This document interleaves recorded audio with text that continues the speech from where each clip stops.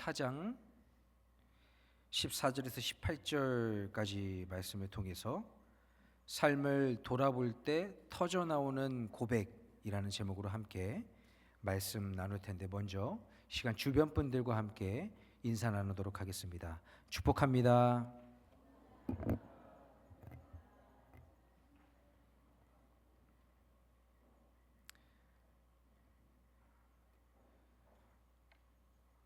분당 만낙교회를 담임하고 계신 김병삼 목사님 설교를 제가 듣는 중에 제게 은혜되는 말씀이 있어서 함께 먼저 나누고 이 말씀을 시작하려고 합니다.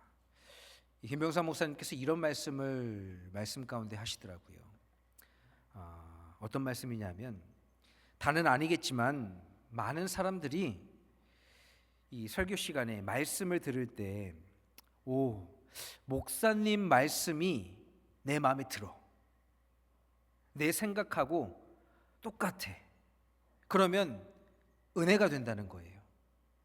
근데 그 말씀이 어딘지 모르게 나에게 자꾸 찔림을 주고 나를 불편하게 하면, 이 말씀을 듣는 성도들 가운데에는 이 말씀이 은혜되지 않는다고, 내가 은혜 받지 못한다고 생각할 때가 많이 있다고 합니다. 그런데 어느 날 목사님께서 깨달은 게 있다고 해요. 사실은 우리들의 마음에 드는 것이 은혜가 아니라, 그러니까 목사님 말씀이 내 마음에 드는 게 그게 은혜가 아니라, 하나님의 말씀이 나를 자꾸 찔리게 하고 불편하게 해서, 그래서 자꾸 내가 하나님의 말씀대로 내 삶을 바꾸어 나가는 게 은혜인데, 우리는 그 은혜를 누리려고 하지 않는다는 거예요.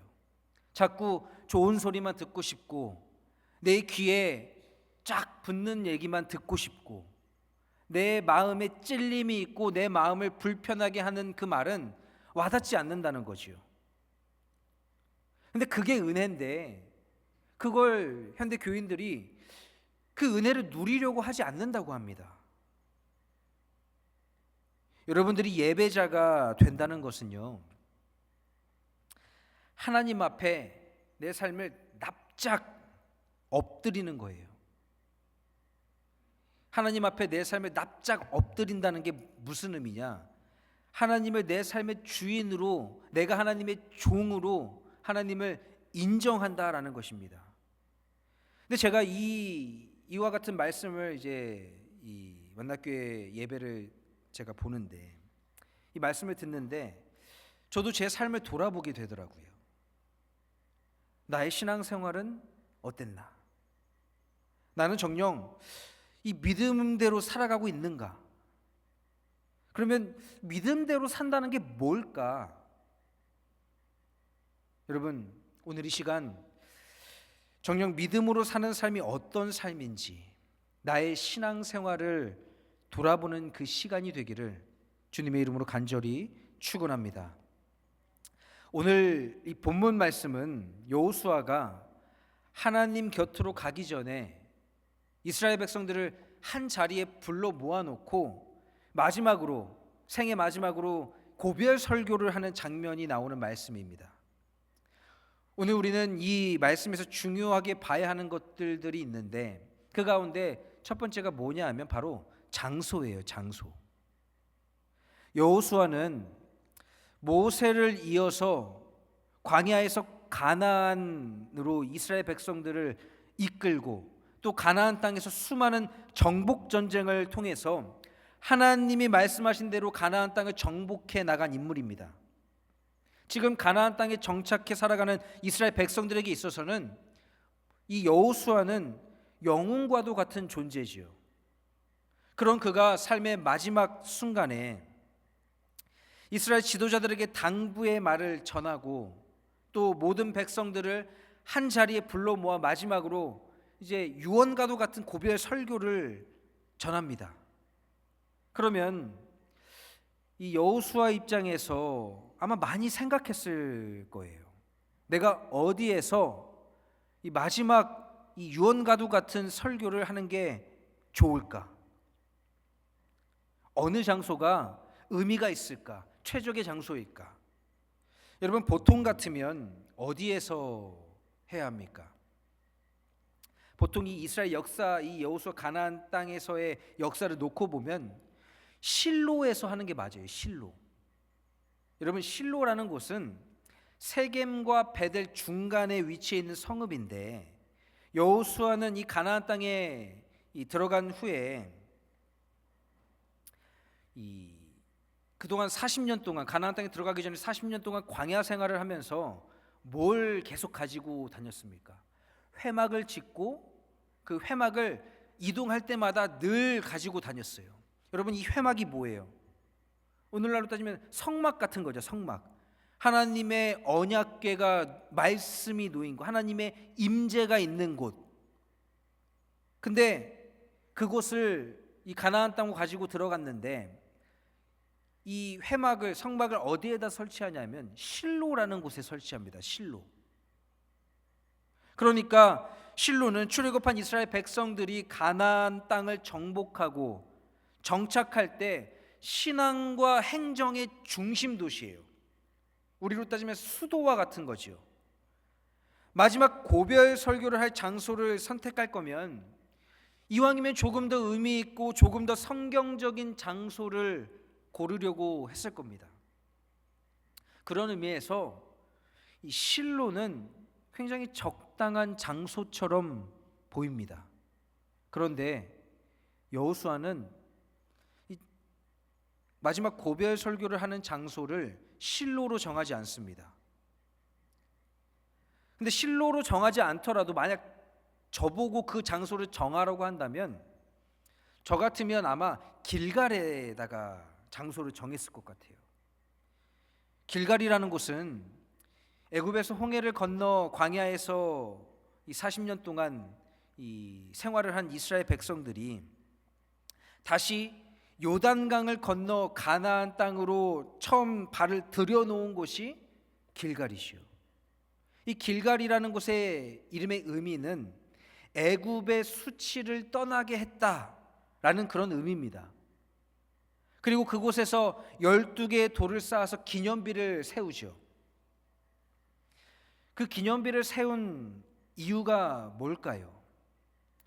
이 기념비를 세운 이유는 자녀들에게 알려주라는 거예요. 후대에 자녀들이 아버지, 여기 이게 기념비가 세워져 있는데 이게 뭘 기념하는 기념비입니까?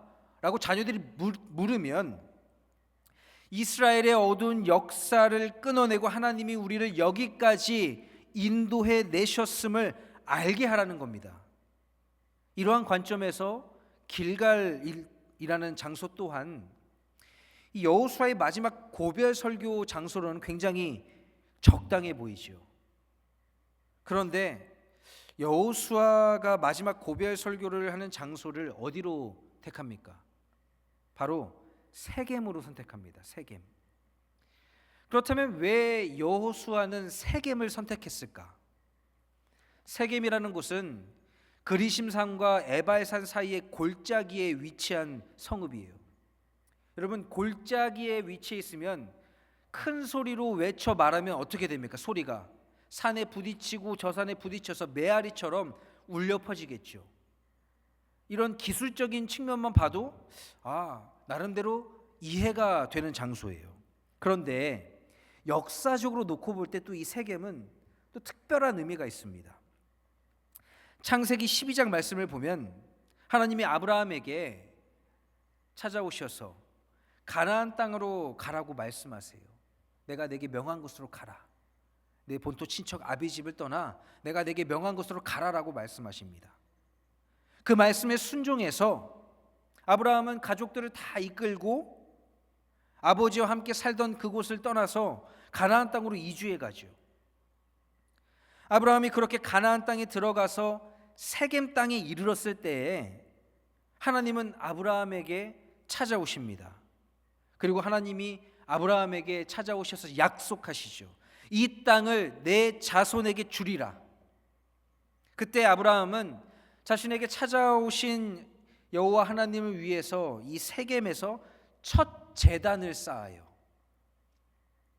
그리고 또 이 세겜은 야곱 때에 야곱이 도망쳐서 바단 아람에서 돌아올 때 땅을 사서 단을 쌓은 곳이 바로 이 세겜입니다. 그리고 그 단을 이렇게 부르죠. 엘로헤 이스라엘. 이 엘이라는 말은 하나님이라는 뜻이죠. 그러니까 이 엘로헤 이스라엘이라는 말은 하나님, 이스라엘의 하나님이라는 의미입니다.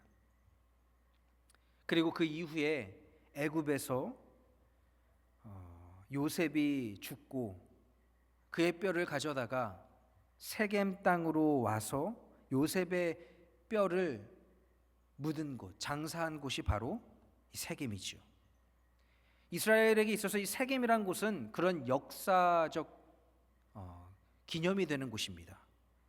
여호수아는 지금 이와 같은 이 세겜 땅에서 이스라엘 백성들과 마지막으로 언약을 갱신하려고 합니다.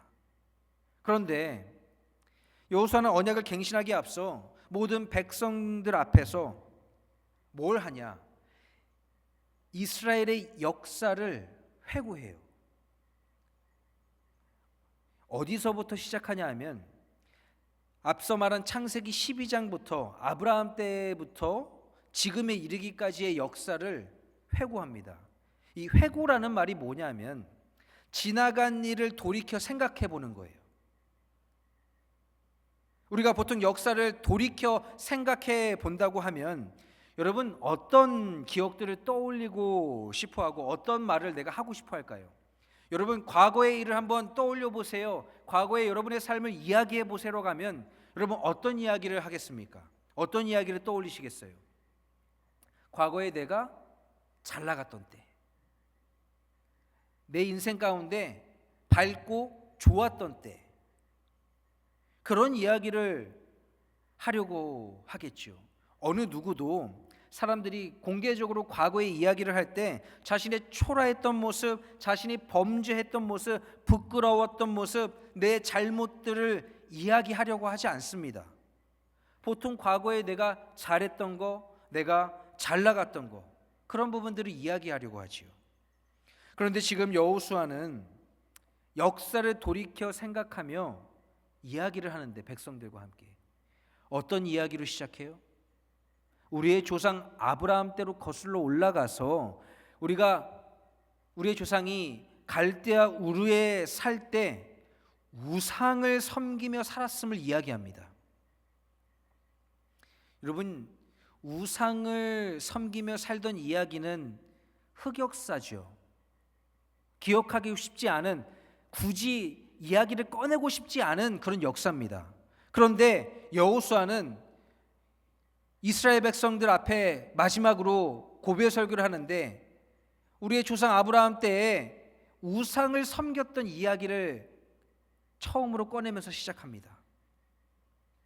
저는 당시에 이스라엘 백성들이 이 여호수아의 이 고별 설교 첫 부분을 들으면서 굉장히 마음속으로 울컥했을 것 같아요. 이 화가 난 울컥이 아니라 뭔가 가슴 짠한 감동되는 그런 울컥 말이죠. 저는 이 말씀을 묵상하면서 저도 울컥했어요. 여러분, 이 말씀의 의미가 무엇입니까? 강 건너 우상을 섬기며 죽을 수밖에 없었던 우리 민족을 누가 건져내 주었다라는 얘기예요? 하나님이 하셨다는 얘기예요. 우상 섬기며 죄 가운데 살아가다가 죄 가운데서 죽을 수밖에 없던 우리를 하나님이 찾아오시고 하나님이 만나 주셔서 우리를 그 죽음 가운데 죄 가운데서 건져내 주셨다는 얘기입니다. 저는 이 말씀을 묵상하면서 나를 만나 주신 하나님이 떠올랐습니다. 여러분은 어떻게 하나님을 만나셨습니까? 어떻게 하나님을 믿게 되었습니까? 여러분 믿음 생활 어떻게 시작하셨어요? 저는 믿음의 가정에서 태어나서 자연스럽게 하나님을 알았습니다. 태어나면서 그냥 교회 다녔어요. 그런데 어린 시절엔 믿음이 없었어요. 어린 시절 믿음이 없었어요. 그러면 또 이렇게 말하면 어머, 목사님이 믿음이 없었대. 목사님이 믿음이 없었대. 어떡하면 좋아? 이 믿음이 없었다라는 말은 믿음이 없다라기보다는 하나님을 잘 알지 못했음을 의미하지요. 하나님을 잘 알지 못했습니다, 어린 시절에. 그런데 지금은 제가 이렇게 목사가 돼서 목회를 하고 있죠. 저에게 어떻게 그런 믿음이 생겼냐고 물으신다면 제가 딱히 드릴 말씀이 없습니다. 그럼에도 불구하고 굳이 대답하라고 한다면 이렇게 이야기할 수 있을 것 같아요. 그냥 이 모든 게 다 하나님의 은혜였습니다. 하나님이 나를 붙드셨고 나를 인도하셨고 이 모든 게 하나님의 섭리였습니다. 제가 이렇게밖에 말씀 못 드리겠어요. 그런데 이스라엘도 그 시작이 같습니다. 여호수아가 하나님 품으로 돌아가기 전에 지도자들과 모든 백성들을 모아놓고 세겜에서 민족의 어두운 과거를 들춰내요. 우리 조상 아브라함 그 아버지 때 우상을 섬겼었다라는 것이지요. 이런 이야기를 하게 된 까닭이 뭡니까? 우리의 시작조차도, 우리의 믿음의 시작조차도 우리가 잘나서가 아니라, 우리가 뛰어나서가 아니라, 우리가 대단하고 특별해서가 아니라 이 모든 것이 그저 하나님의 은혜였음을 가르치는 겁니다. 그러면서 쭉 이 과거의 역사를 들춰내면서 이야기하는데 여호수아 24장 13절 말씀에 이렇게 말씀합니다. 내가 또 너희가 수고하지 아니한 땅과 너희가 건설하지 아니한 성읍들을 너희에게 주었더니 너희가 그 가운데 거주하며 너희는 또 너희가 심지 아니한 포도원과 감람원의 열매를 먹는다 하셨느니라. 여러분, 이 말씀의 의미가 뭡니까? 지금 너희가 정령하고 정복한 이 땅, 이 가나안 땅, 너희가 수고해서 건설한 땅이 아니야. 너희가 밭을 일군 것도 아니고 너희가 지은 포도원도 아니야. 너희들 그저 거저로 이 땅을 얻게 되었다라는 걸 말하고 있는 거예요. 그런데 이 말씀은 신명기 6장 10절에서 11절 말씀에 모세를 통해서 이미 약속하신 말씀의 성취입니다. 하나님께서는 이스라엘과 약속하신 모든 것을 하나도 빼놓지 않고 지키시고 신실하게 이스라엘을 인도하고 계신다는 것을 여호수아는 지금 자기 스스로에게 고백하면서 또 이스라엘 모든 백성들에게 그런 하나님의 은혜를 다시 한번 확인시켜 주는 거예요. 우리가 이렇게 잘 먹고 잘 사는 거 내가 잘나서가 아니라 내가 열심히 해서가 아니라 하나님이 하셨음을 이야기하는 겁니다. 여호수아는 여호수아 24장 1절에서 13절까지 말씀을 통해서 이스라엘 백성들과 함께 지난 과거를 돌아보며 지금까지 우리 조상 아브라함 때부터 하나님은 우리와 함께 하셨고 우리에게 한없는 사랑과 은혜 주시기를 아끼지 않으셨음을 쭉 이야기해요. 여러분, 저는 오늘 이 시간 우리의 인생, 저와 여러분의 인생을 다시 한번 돌이켜보기를 원합니다. 여러분, 삶을 돌이켜보는 일은 굉장히 중요해요. 왜냐? 그 과정을 통해서 내가 지금 어디에 서 있는지, 내 발걸음이 어디로 향하고 있는지를 깨닫게 되기 때문이지요. 여러분이 지나온 삶은 어떤 삶이었습니까? 저는 이 시간 우리가 하나님 앞에 다시 한번 이 삶을 돌이킬 때에 깨닫게 되길 원합니다. 이 모든 것이 하나님의 은혜였음을, 이 모든 것이 하나님의 섭리였고 하나님의 주권으로 나를 인도해 오셨음을, 하나님이 나를 죽음에서 건져 주셨음을 깨닫게 되길 원합니다. 이 모든 것이 하나님의 은혜였음을 깨닫게 되면 우리는 이제 하나님께 나의 신앙을 고백해야 돼요. 그리고 결단해야 합니다. 이스라엘 백성들이 여호수아의 말을 듣고 역사를 돌이켜본 다음에 여호수아 24장 14절 말씀에 뭐라고 시작하냐 하면 그러므로 라고 말씀을 시작해요. 그러므로 여호수아는 지금 자신의 삶의 마지막 순간에 지나온 삶을 돌아보면서 이스라엘 백성들을 모아놓고 신앙 고백하며 이스라엘 백성들이 신앙의 결단을 촉구합니다. 그러면서 뭐라고 말씀합니까? 그러므로 이제는 여호와를 경외하며 온전함과 진실함으로 그를 섬기라. 너희의 조상들이 강 저쪽과 애굽에서 섬기던 신들을 치워버리고 여호와만 섬기라. 만일 여호와를 섬기는 것이 너희에게 좋지 않게 보이거든 너희 조상들이 강 저쪽에서 섬기던 신들이든지 또는 너희가 거주하는 땅에 있는 아모리 족속의 신들이든지 너희가 섬길 자를 오늘 택하라. 오직 나와 내 집은 여호와를 섬기겠노라 라고 말씀합니다. 여호수아는 그러므로라는 말로 시작해서 이제는 경외함으로 온전함으로 진실함으로 여호와를 섬기라 라고 말씀합니다. 그러면서 어느 신이든지 하나를 택해라 라고 이야기하죠. 이것도 저것도 섬기지 말고 너희들 양발 다 양쪽에 걸치고 그렇게 살지 말고 하나를 택하라는 거예요. 그런데 이게 굉장히 중요한 부분인데 여러분, 당시 고대 사회에는 신을 하나만 딱 선택할 필요가 없었어요. 만약에 내가 물질이 필요하면 물질의 풍요를 더하는 신을 섬기고 또 자녀들의 다산을 원하면 다산을 허락하는 신을 섬기고 또 전쟁에 나가게 될 때 전쟁을 주관하는 신을 섬기고 여러 신을 같이 그냥 섬겨도 됐습니다. 그게 고대 사회의 일반적인 풍토예요. 그런데 지금 여호수아는 뭐라고 말하고 있습니까? 어느 신이든지 하나만 택하라는 거예요. 하나. 하나님은 유일하신 하나님이시다. 그러니 너희가 그런 유일한 하나님을 선택하든지 아니면 지금 이 이방 땅에서 살아갈 때 이방의 신을 섬기든지 하나만 선택해라 라고 이야기합니다. 그러면서 뭐라고 말해요? 그러나 나와 내 집은 여호와 하나님을 선택하겠다 라고 이렇게 이야기합니다. 여러분, 이 말은 뭘 의미합니까? 정말 선택지를 주고 너희들이 알아서 선택해 라는 의미예요? 아니죠. 어떤 의미입니까?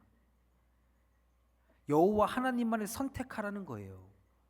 이게 예를 들면 우리가 회식 자리에 갑니다. 그러면 회식을 주관한 사람이 있겠죠.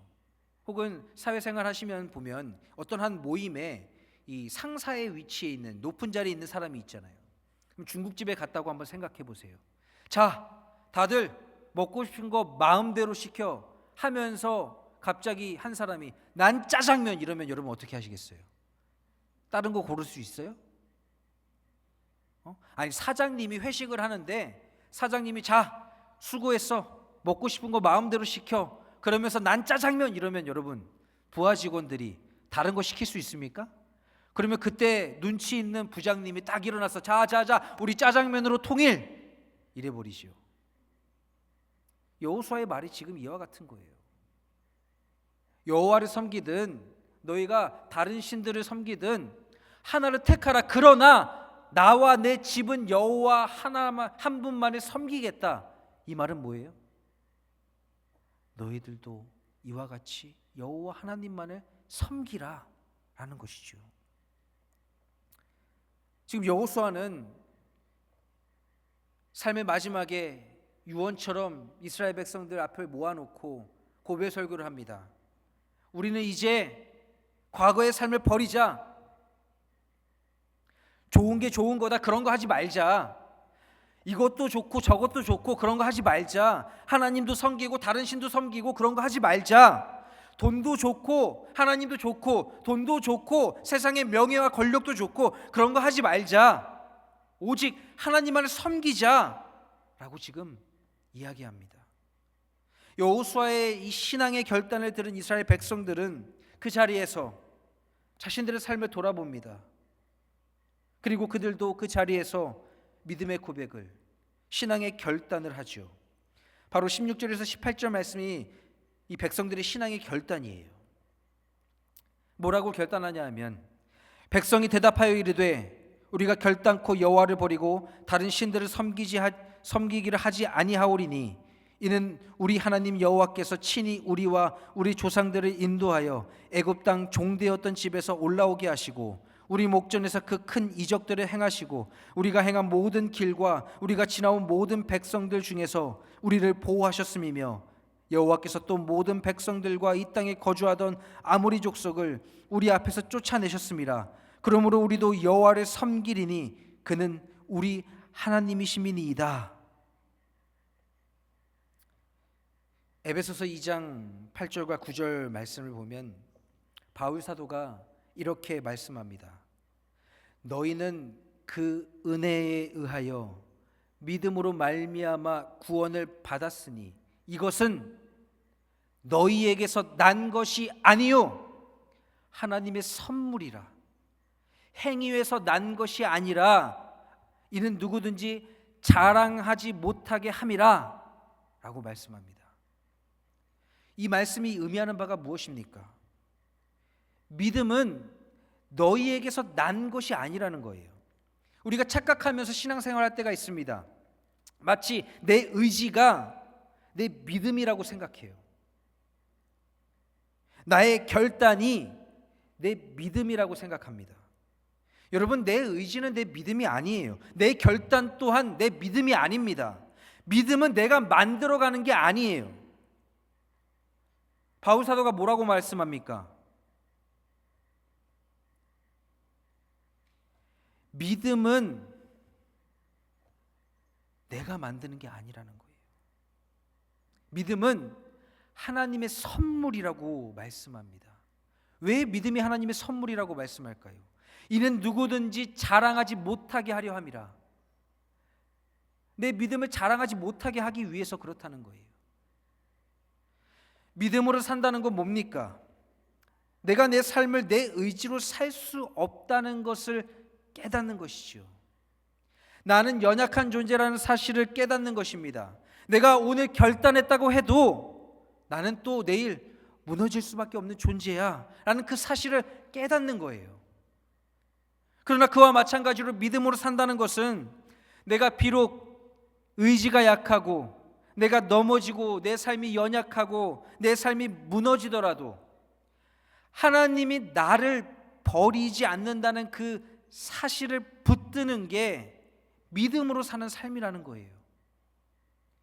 하나님이 나를, 넘어진 나를, 쓰러진 나를 다시 일으켜 세우실 것이라는 그 사실, 하나님이 연약한 나를 이끌어 가실 것이라는 그 사실, 하나님이 나를 영화롭게 하시는 그 날까지 나를 결코 포기하지 않으실 것이라는, 나를 끝까지 인도하실 것이라는 그 사실을 믿는 게 믿음으로 사는 삶입니다. 사랑하는 참사랑교회 성도 여러분, 그러므로 오늘 이 시간 결단하기 원합니다. 하나님은 나를 절대 포기하지 않는 분이시기 때문에, 하나님이 나의 구원자이시기 때문에 내 삶의 상황과 환경이 지금 너무 힘들지라도, 내 몸이 병들어 아프고 직장에서 또 사업장에서 또 가정에서 다른 이들과의 관계로 가슴 아프고 또 열불나고 화가 나는 상황일지라도 하나님은 나의 구원자이시기 때문에 나는 오늘도 그분을 찬양하고 넘어져도 다시 일어나서 의인의 길을, 그 삶을 살아내겠다. 나와 내 집은 오직 여호와 하나님만을 섬기겠다라는 이 신앙의 결단을 이뤄내는 저와 여러분이 되시기를 주님의 이름으로 간절히 축원합니다. 시간 함께 기도하겠습니다.